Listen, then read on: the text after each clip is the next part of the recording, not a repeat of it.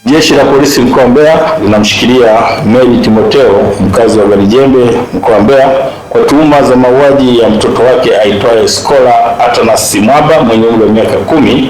aliyekuwa mwanafunzi wa darasa la 4 katika shule ya msingi Ngonde. Tukio hilo limetokea Disemba 9 mwaka 2025 majira ya saa 6 mchana huko katika kijiji cha Garijembe kata na tarafa ya Tembera wilaya ya Mbeya,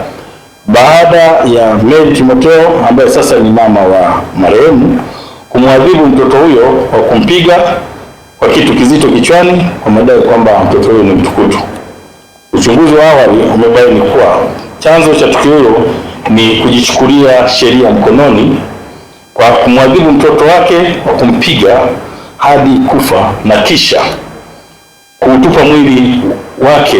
shambani jirani na nyumba yake kwa kushirikiana na jirani yake aitwaye Sharifa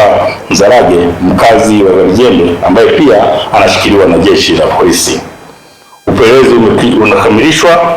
ili hatua za kisheria ziweze kuchukuliwa dhidi ya watuhumiwa wote wawili.